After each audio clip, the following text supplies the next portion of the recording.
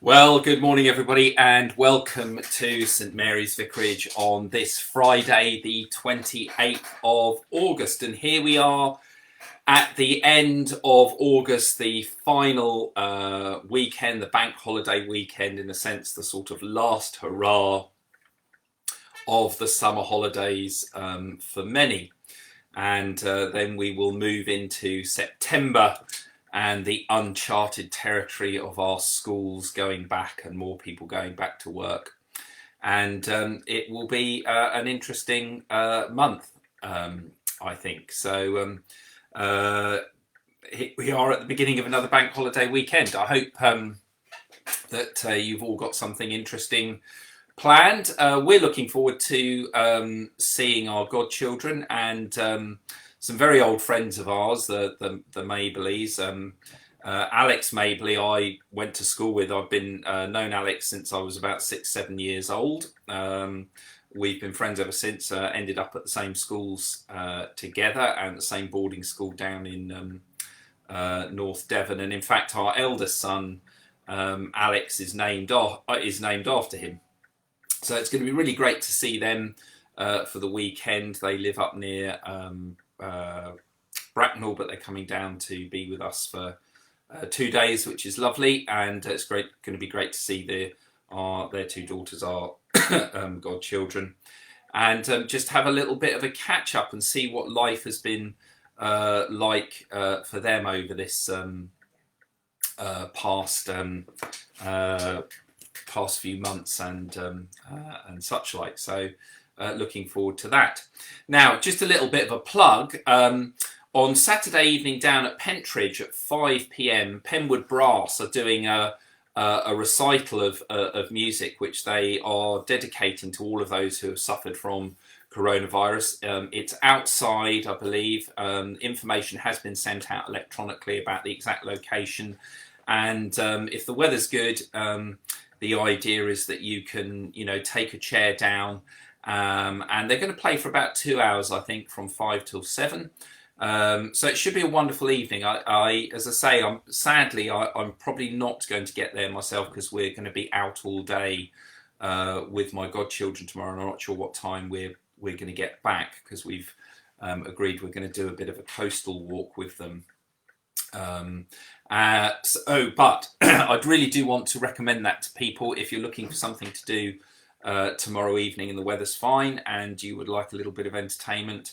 Hazel and Penwood, they've been working really hard putting this together. So that's 5 p.m. Down at Pentridge, and as I say, the information Mike sent that out electronically yesterday, so there is some information there. As I say, bank holiday, but a very interesting thing. Another very old friend of mine sent me a message this morning on Facebook. It hasn't been picked up in our. It doesn't seem to have been picked up in the British news today, but and unless I've read it wrong, I might send him a message. He sent me a message saying that there's been over 6,000 confirmed cases of COVID in a day in France now. And he commented that, of course, in France, it was when they reached that figure back in March that France went into lockdown. So things are obviously changing in France at a pace, which is very, very interesting. So,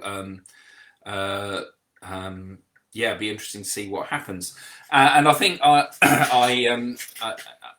what's going to happen here is going to be interesting. Now, I think one of the interesting things and the concerns is going to be when we get to the coughs and colds season. Now, we had a little bit of a exciting time at the beginning of this week because Ben, our youngest, he sort of developed a bit of a headache on Monday evening and spent most of Tuesday night coughing away and felt pretty grotty on Tuesday morning. So after getting some advice, I drove him off to the COVID test centre in Salisbury, which is where north of Salisbury, near Sarum, the park and ride up there, to get him tested because he had, in a sense, at least two of the suspected symptoms of coronavirus. So when we both got there, we were both tested.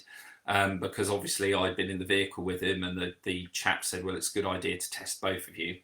So we were both tested, and we came back Tuesday afternoon, and effectively the vicarage went into lockdown, and we were getting ourselves ready for at least a 24 to 72 hour lockdown, because that's how long they said it would take the results to come back. And then obviously if Ben or my results had come back as positive, then we would have been into the 14-day lockdown and all of that it involved. Thankfully, on 2 counts, the results came back very quickly. They were back the following morning, and they were both negative. And Ben, like all teenagers, is fine now, and whatever he had has gone. But it was a salutary lesson. It was an interesting experience going to the test centre. I have to say the actual test itself is not a hugely pleasant thing.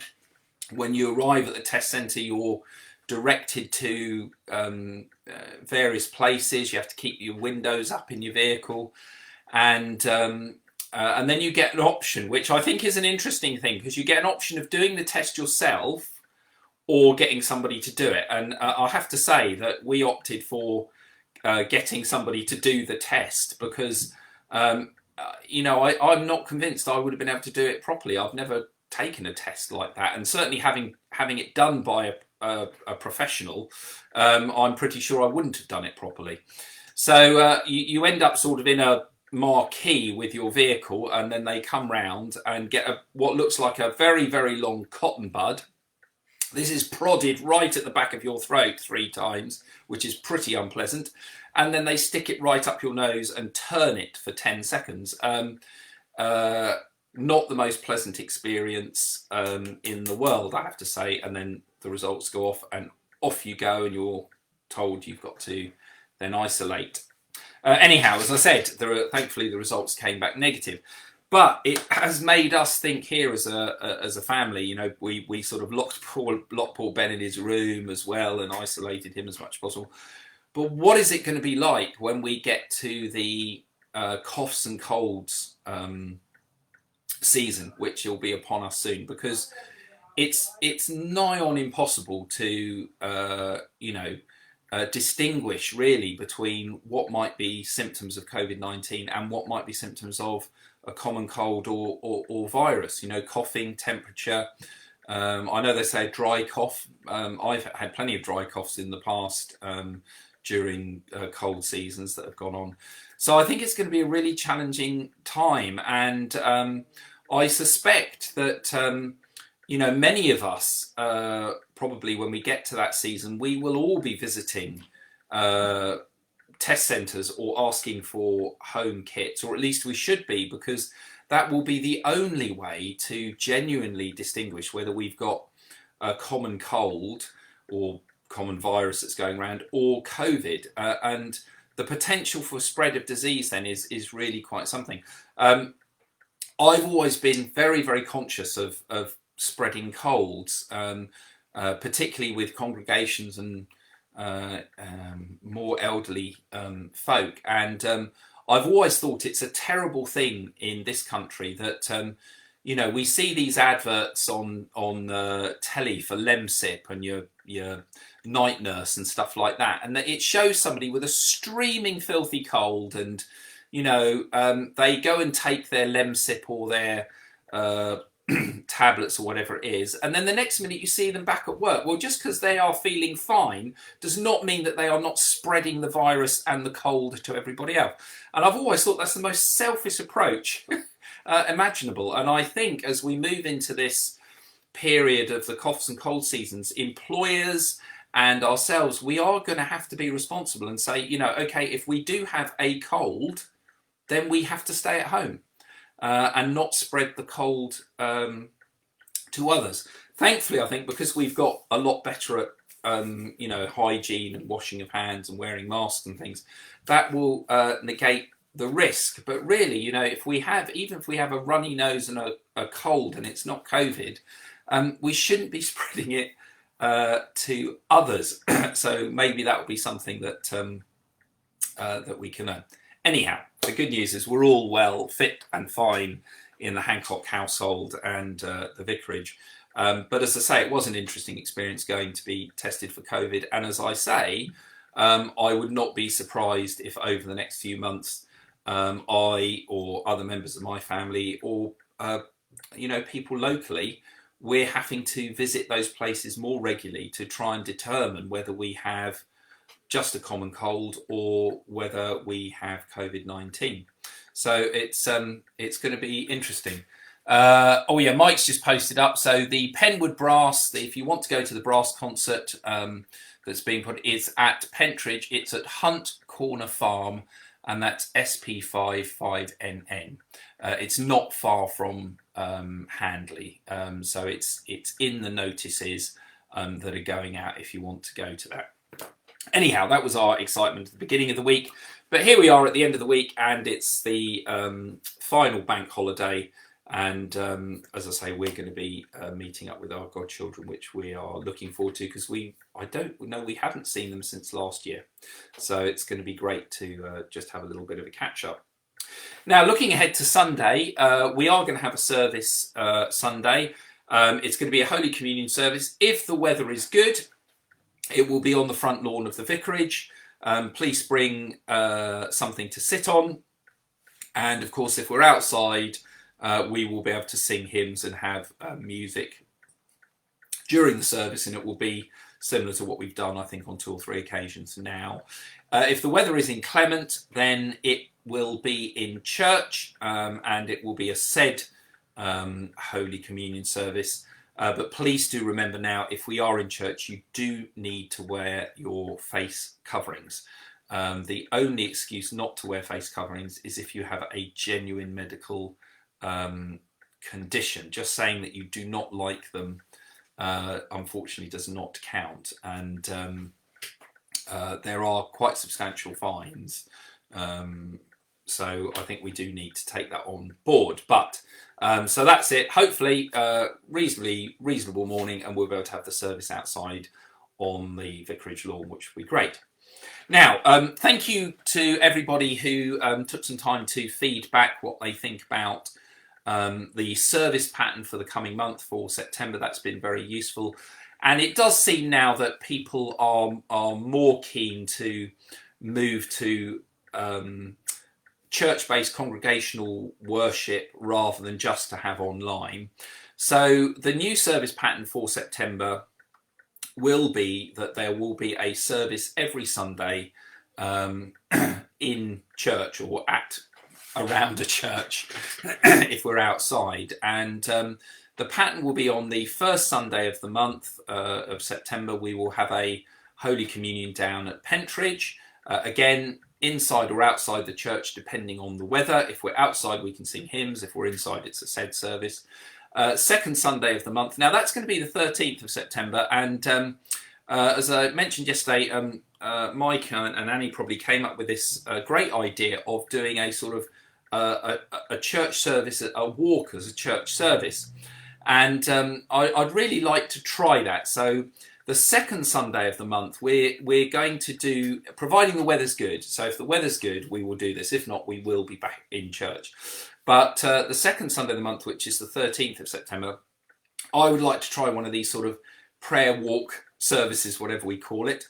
And the idea is we will meet up here at Handley at St Mary's, and then we will head off, walking off. I'm going to look at a route. It won't be a particularly long route, maybe a couple of miles at the most. And we will, in a sense, be a jolly band of pilgrims. We can sing some hymns on the way and pray on the way. And we will end up at a particular point, and then we will have a short, informal act of worship there, which will include some hymns. Now, I hope this will be popular with people, particularly maybe with our younger families and children, because I'm painfully aware that we haven't been able to do our family worship and work with our younger families and younger children. And even though we've done stuff online, it really would be good to bring something back to that. And I'm hoping this might be the opportunity. So please do spread the word about that. and I think it will just be a new and interesting way. Now, I'm hoping also that we will broadcast that online, because I'm hoping there will be a reasonable enough phone signal, and I will take my mobile phone, and providing there's a good enough signal, you will be able to tune into certainly the act of worship at the end, maybe not the walk bit, but the act of worship at the end, and engage with that even if you can't come on the walk. So I'm really quite excited about that opportunity, just to try something a bit different, and hopefully we'll have some reasonable weather over the next couple of months, and we might be able to do that a couple of times. That's the second Sunday. Third Sunday we'll be back down at Pentridge. That will either be a Holy Communion or a Matin service, probably a Matin service. And then the fourth Sunday of September is Harvest Festival. That is not going to happen in church because we just cannot get enough people in the building with the restrictions. So I'm working on trying to find a location where we could gather outside but have some protection, a barn or something, so that we can actually sing some hymns and celebrate. The other good news is that choirs can reform, and Kate is looking into that. Choirs are allowed to meet together to practice, and I think they would be able to meet in St Mary's, but we would use the whole building for practice. People would be spread out on the pews, and it might then be possible for the choir to perform something for Harvest or a bit later on in the year. As somebody joked, we have got lots and lots of sloe gin of all kinds of flavours and varieties. I think we've even got some sloe vodka, which Stella has made. And so we've got plenty of alcohol to fortify ourselves, to keep the germs at bay.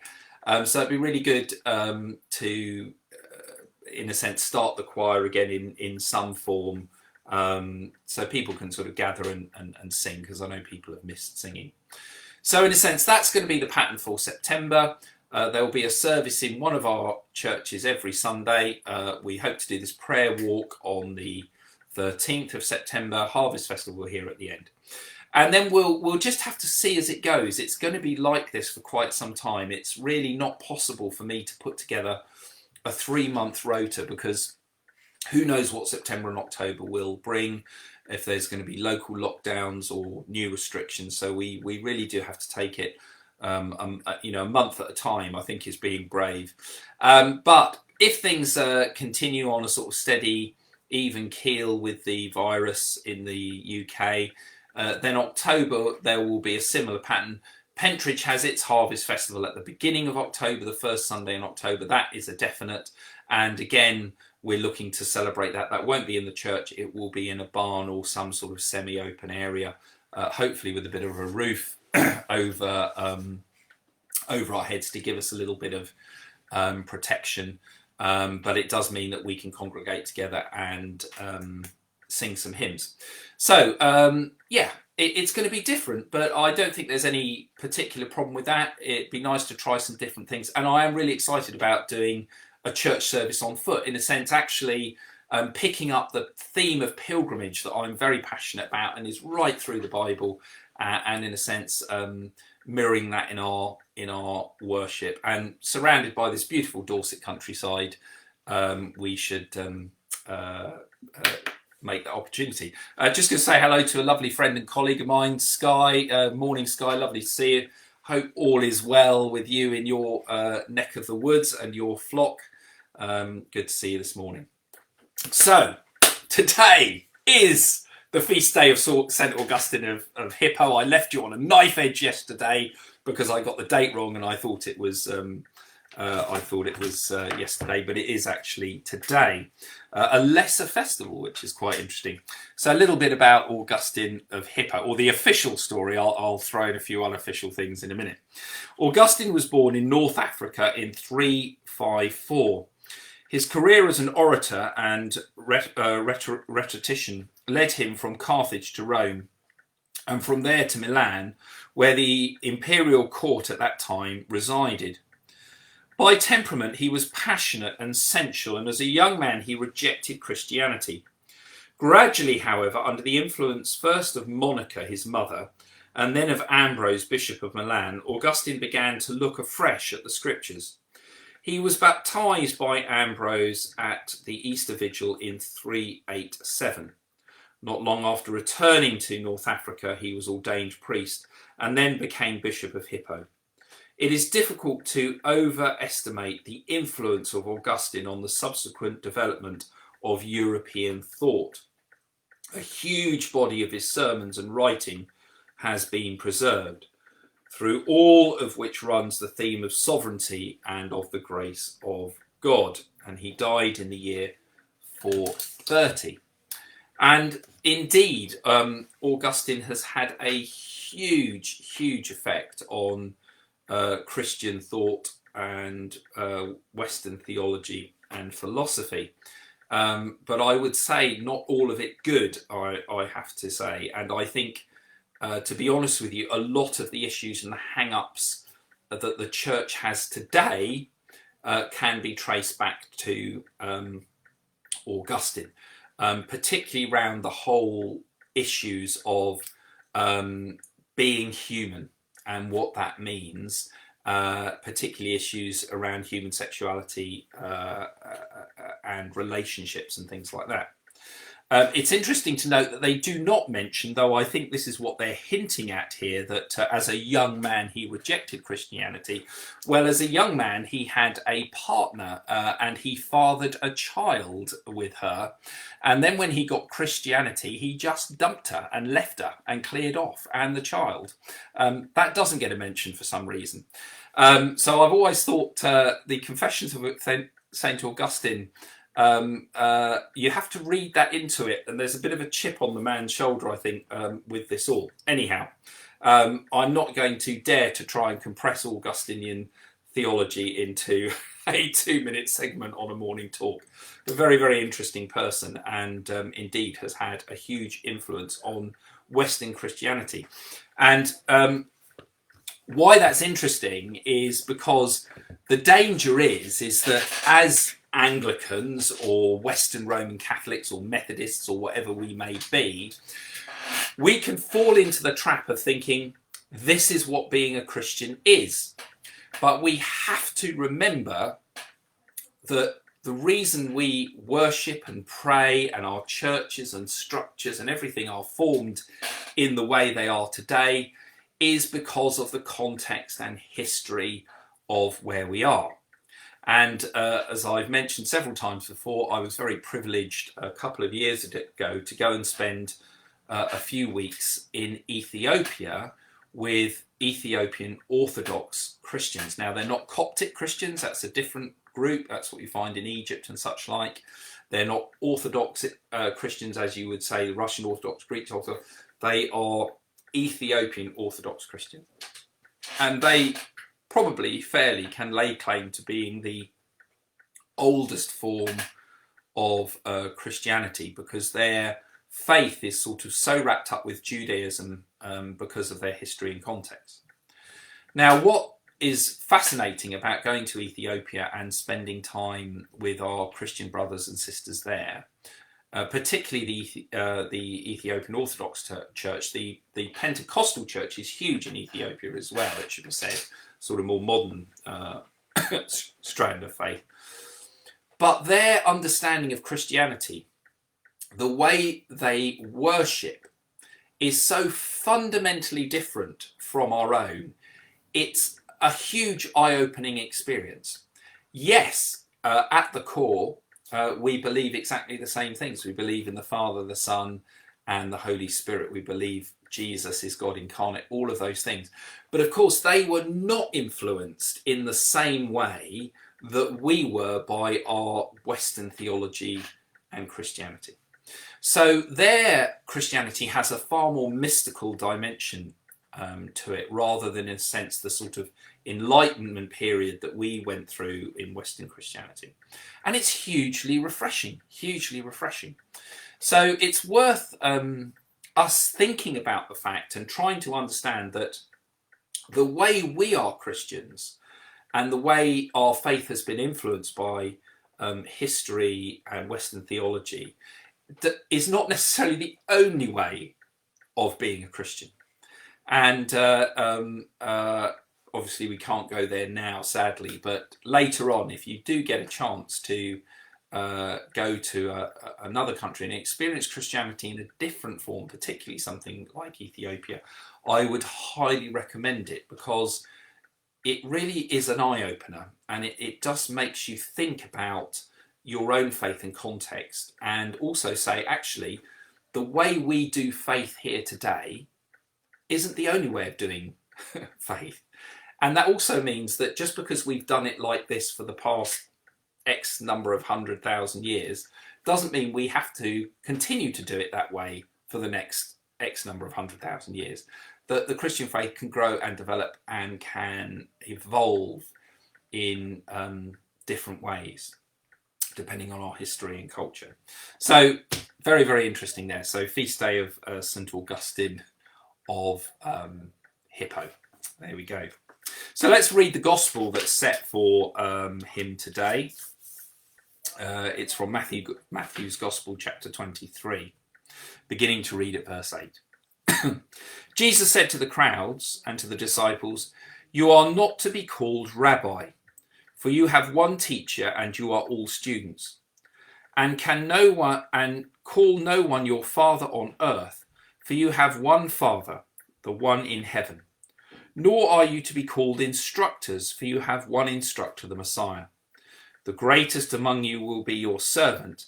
All who exalt themselves will be humbled, and all who humble themselves will be exalted." So that is the gospel reading for the feast of St. Augustine today. So folks, I hope you have a really good weekend. I will be with you tomorrow morning at 10 o'clock for our Saturday broadcast. I hope you can join us either physically for our act of worship on Sunday at 10 o'clock, either on the front lawn of the vicarage if the weather's good, or inside St Mary's if it isn't. And of course, those who are at home who wish to join us online, the service will be live streamed.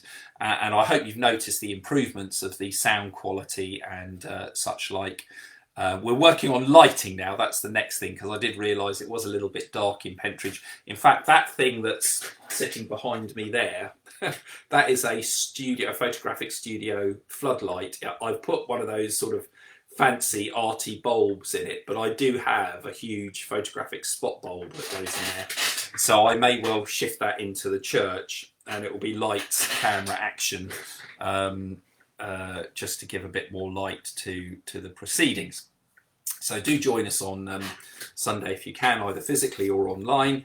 And I hope you have a great bank holiday weekend, doing whatever you're doing. I'm looking forward to fish and chips tonight. We've set up a bit of a tradition in the family over the crisis, once lockdown finished, that we like to get in the car and head to various fish and chip shops on the coast that we know.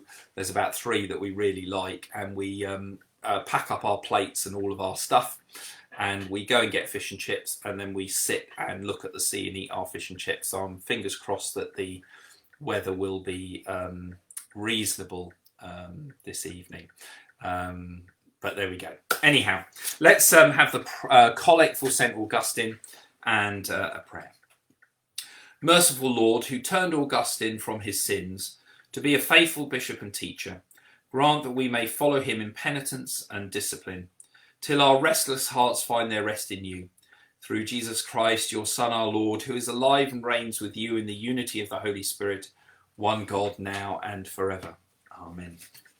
And Heavenly Father, as we come to this bank holiday weekend, we pray for all of those who will be travelling throughout our country. We pray for our tourist industry and those who work in the hospitality industry.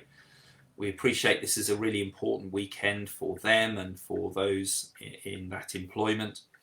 We pray, Lord, that those of us who are going out or meeting with friends, that we may be mindful of others and may observe the rules and regulations that are in place, but also celebrate and enjoy time together. We pray, Lord, for our schools as they prepare for the beginning of a new term next week, for head teachers and teachers, school governors, and all of the preparations that need to be made. We pray for our young people who will be heading off to university in the next couple of weeks. And we ask your blessings on us this day and always. Amen. So thanks for being with me this morning. Hope you have a really good day, and blessings to you all.